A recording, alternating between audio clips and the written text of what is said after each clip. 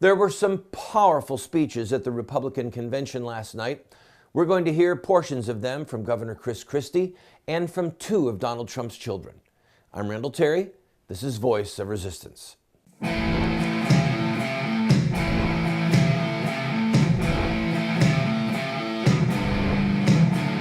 Those who forsake the law praise the wicked. Those who uphold the law resist them. Welcome to the Voice of Resistance. Here's your host, Randall Terry. Welcome to the program, friend.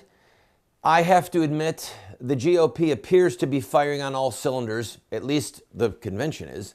Governor Christie gave what was one of the most informative speeches that I have heard in a while on Hillary, and he did it as a prosecutor, asking the audience to participate by rendering a verdict. Guilty or not guilty. It was good enough that I thought we'd enjoy watching it on tonight's program. I hope that you think I'm right. Now, in the past few weeks, we've seen the Justice Department refuse to prosecute her. Over the last 8 years, we've seen this administration refuse to hold her accountable for her dismal record as Secretary of State. So let's do something fun tonight. Tonight, as a former federal prosecutor, I welcome the opportunity to hold Hillary Rodham Clinton accountable for her performance and her character.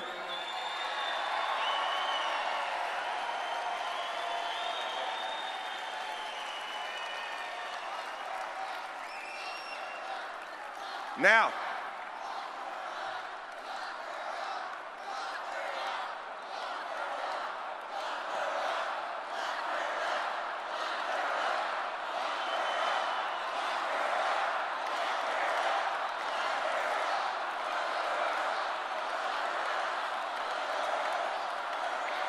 all right, we're getting there. Give me a few more minutes, we'll get there. Here's what we're gonna do. We're gonna present the facts to you. You, tonight, sitting as a jury of her peers, both in this hall and in your living rooms around our nation. You see, since the Justice Department refuses to allow you to render a verdict, I'm gonna present the case now on the facts against Hillary Rodham Clinton.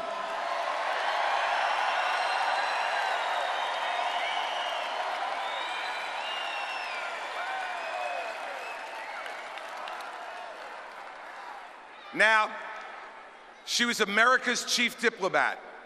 So let's look around the world at the violence and the danger today in every region that has been infected by her flawed judgment.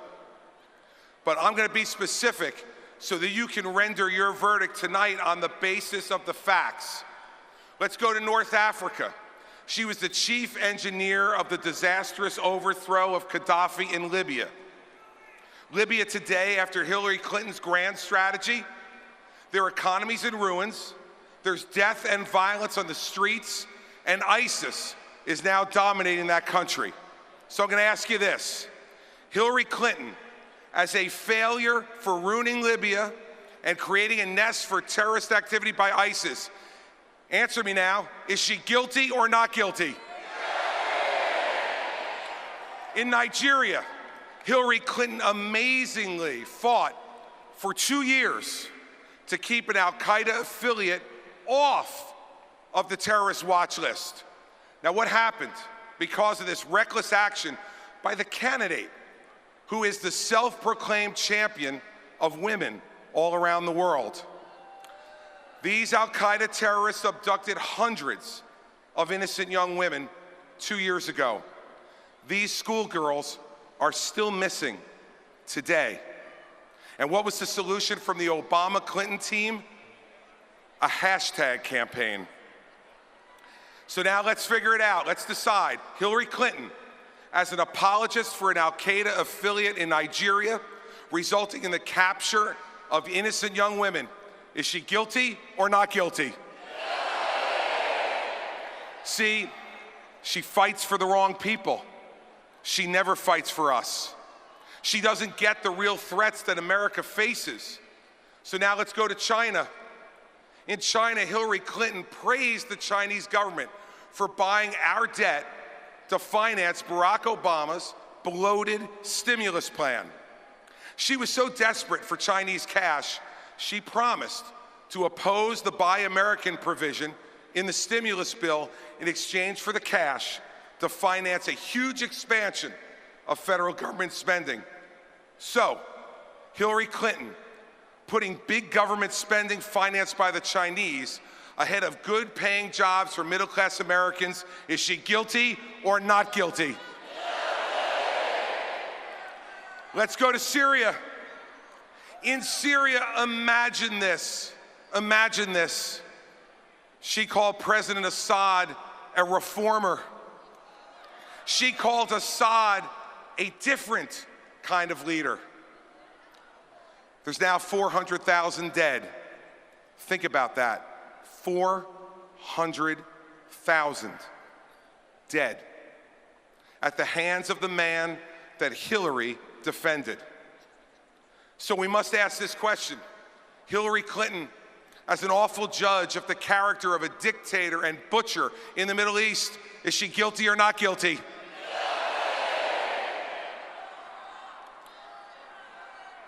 Next in Iran, she launched the negotiations that brought about the worst nuclear deal in history. Let me be clear, America and the world are measurably less safe and less respected because of the Iran deal that Hillary helped cut, period. After she launched those negotiations, she became the biggest cheerleader for this agreement in the end. It's a deal that will lead to a nuclear Iran, an Israel that will be less safe and secure, and a much more dangerous Middle East. So let's ask it. Hillary Clinton, as an inept negotiator of the worst nuclear arms deal in American history, is she guilty or not guilty? We'll be right back, friend. We're going to finish up the rest of Chris Christie's speech right after this break. Don't go away. You're going to want to hear it.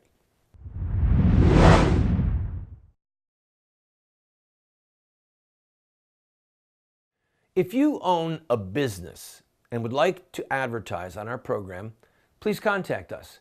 We are currently seen on over 130 television stations from coast to coast. We air at 8 p.m. Eastern, and then all times are local. We have a lot of reach, friend, and this is an opportunity at a great price for you to get your product or your service in front of hundreds of thousands, maybe even millions of people. Also, if there's something that's important to you and you'd like to have a month where you just say thank you to this ministry or promote a certain ministry or a certain cause, contact us. Our rates are incredibly affordable. You'd be surprised. And you, again, can reach into hundreds of thousands, perhaps millions of homes. We're currently seen possibly in over 30 million homes. So give us a call, give us an email, and we'll put a commercial up for you. I have been a leader in the pro-life movement for 30 years, and sadly we have not prevailed in our goal to make it a criminal act to kill an unborn baby. There's reasons why we have failed. I wrote this book, A Humble Plea, to Catholic bishops, to evangelical clergy, and to lay people, explaining where we went wrong and what we have to do to prevail. We've made this available as a PDF online for free. I encourage you to go and download your own copy.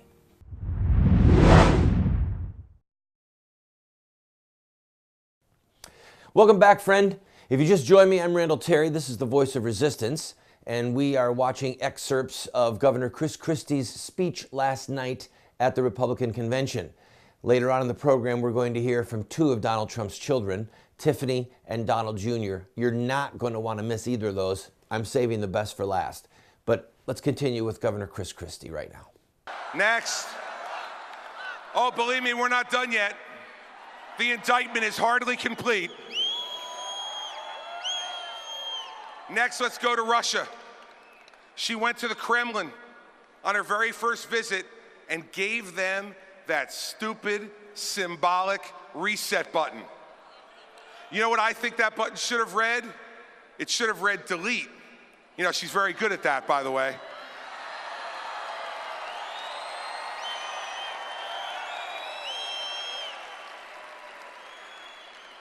And it should have read delete because she deleted in 4 years the safety and security it took us to build in 40 years. The next year, she said our goal, America's goal, was to strengthen Russia. Strengthen an adversary led by a dictator who dreams of reassembling the old Soviet empire? What an extraordinarily dangerous lack of judgment.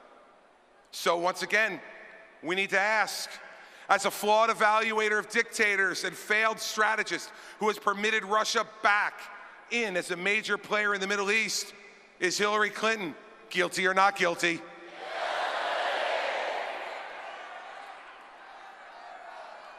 Now we go to Cuba. Hillary Clinton supported concessions to the Castro brothers and got almost nothing in return for ending the embargo. She supported a deal that didn't even require this murderous regime to return a cop killer, Joanne Chesimard, to face justice. See, I know about this personally.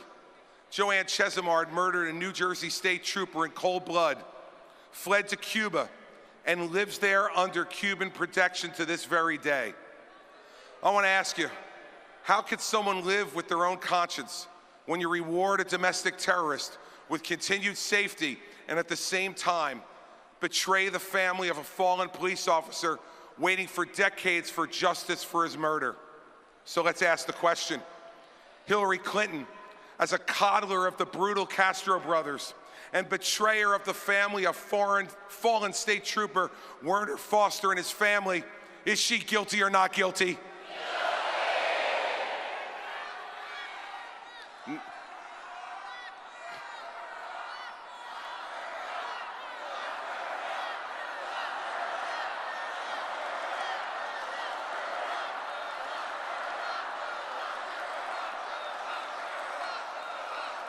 Now, finally, here at home, in one of her first decisions as Secretary of State, she set up a private email server in her basement in violation of our national security. Let's face the facts. Hillary Clinton cared more about protecting her own secrets than she cared about protecting America's secrets. And then she lied about it over and over and over again. She said there was no marked classified information on her server. The FBI director said that's untrue. She said that she did not email any classified information. The FBI director says that's untrue. She said all work-related emails were sent back to the State Department. The FBI director said that's not true. So, as to Hillary Clinton, the charge of putting herself ahead of America, guilty or not guilty?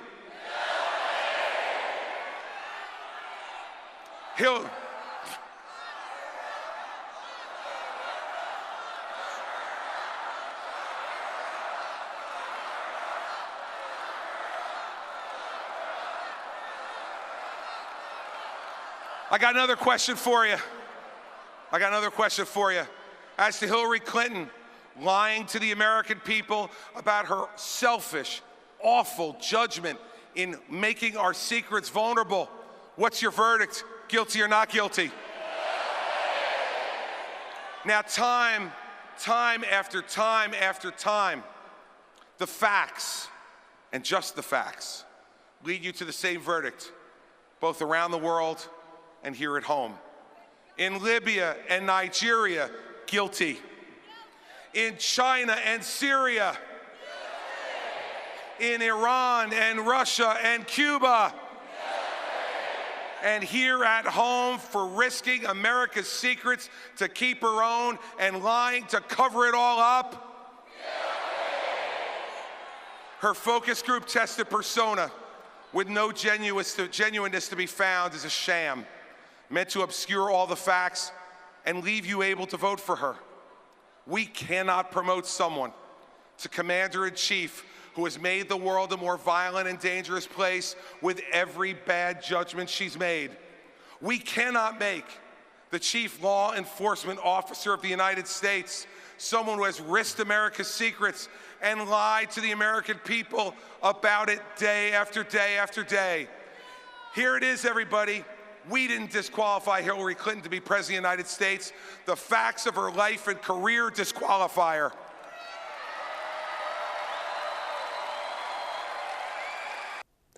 There you have it. I'm going to take a quick break. You have to decide guilty or not guilty. But when we come back, you're going to say Tiffany and Don Trump, they're guilty of incredible speeches about their dad. I'll be right back.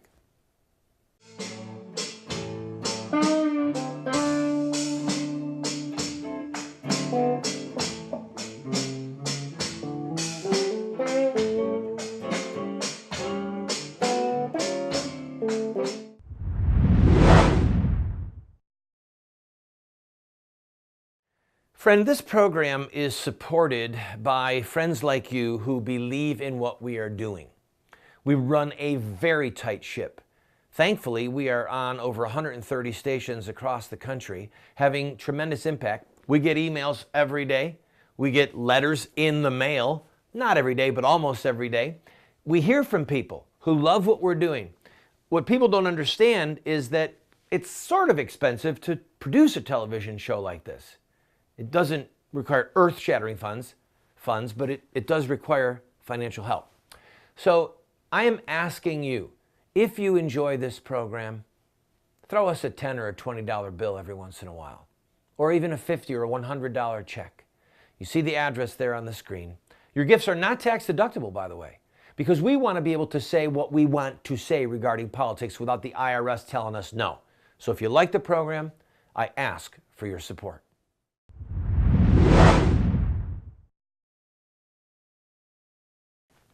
Welcome back, friend. If I was running for president and on the floor or watching on television, I could not be prouder. I mean, all I could think of was Donald Trump has to be so proud of his children.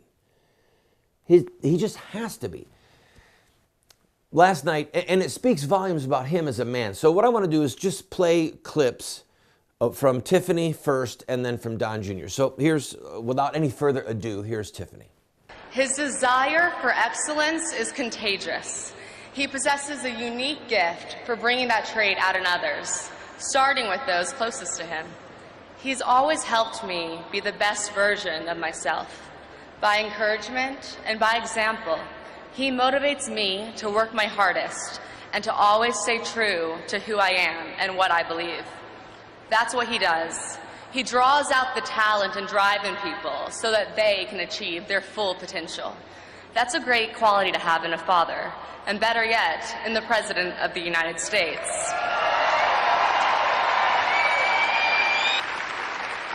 I believe the measure of a person is revealed in their darkest times. For me, the measure of a parent is based on how they support and bolster you when you're down.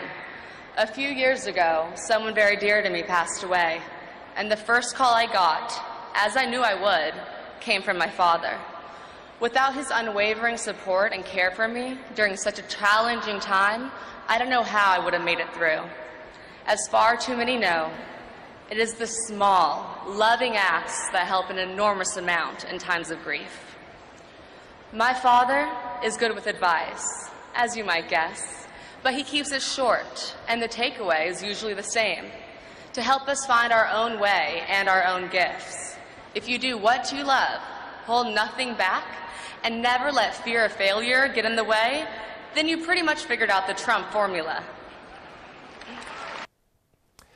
Now remember, this girl's only 22, 23 years old, and she pulled it off.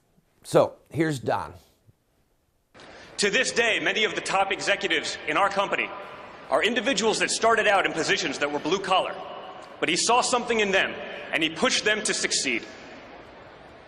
His true gift as a leader is that he sees the potential in people that they don't even see in themselves.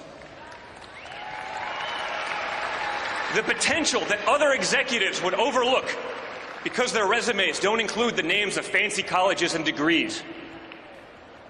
I know he values those workers and those qualities in people because those are the individuals he had my siblings and me work under when we started out. That he would trust his own children's formative years to these men and women says all you need to know about Donald Trump. We didn't learn from MBAs. We learn from people who had doctorates in common sense.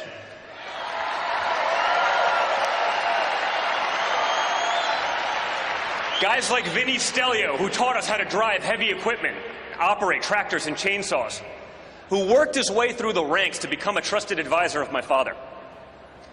It's why we're the only children of billionaires as comfortable in a D10 Caterpillar as we are in our own cars. My father knew that those were the guys and gals that would teach us the dignity of hard work from a very young age. He knows that at the heart of the American dream is the idea that whoever we are, wherever we're from, we can get ahead, where everyone can prosper together.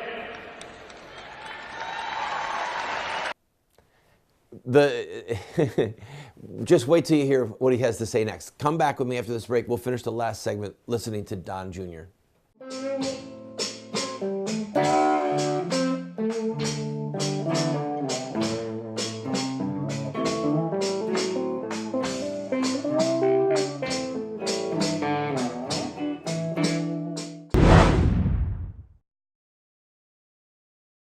I want to invite you to go to our website. Almost every book that I have ever written is available as a PDF online for free. We have a ton of products, training materials, tools that are available for you for free. All we ask for is that you give us your email address. That's it, so that we can stay in touch with you and, yes, from time to time, ask you to support this work. So I'm inviting you, go to the website. Now, for those of you who say, well, I don't want a PDF, I want a real book. You can get one of my books. All you have to do is pay for shipping and handling, and then give whatever gift you want. And if you can't afford anything, we'll send you the book for free. Just pay shipping and handling. Why are we doing all this? Because we want to change the direction of the country, and we need to raise up a fresh generation of warriors to do that. That's why we have this tool. I invite you, go to the website, see for yourself.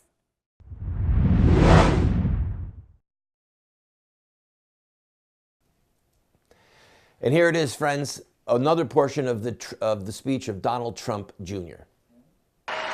The other party also tells us they believe in the American dream. They say we should worry about economic inequality and immobility. You know what? They're right. But they don't tell you that it was their policies that caused the problem, and it was their policies that have no accountability.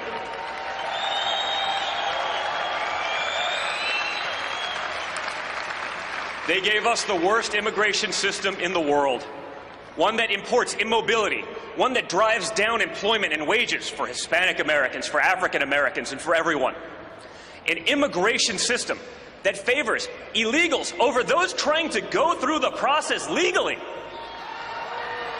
And at times, even over law-abiding citizens. It was Bernie Sanders himself who warned that a large tide of new workers keeps wages low and poverty high. The other party gave us public schools that far too often fail our students, especially those who have no options. Growing up, my siblings and I, we were truly fortunate to have choices and options that others don't have. We want all Americans to have those same opportunities.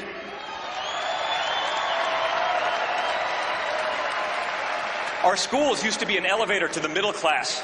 Now they're stalled on the ground floor.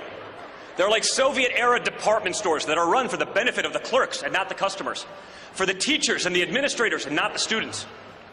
You know why other countries do better on K through 12? They let parents choose where to send their own children to school. That's called competition. It's called the free market. And it's what the other party fears.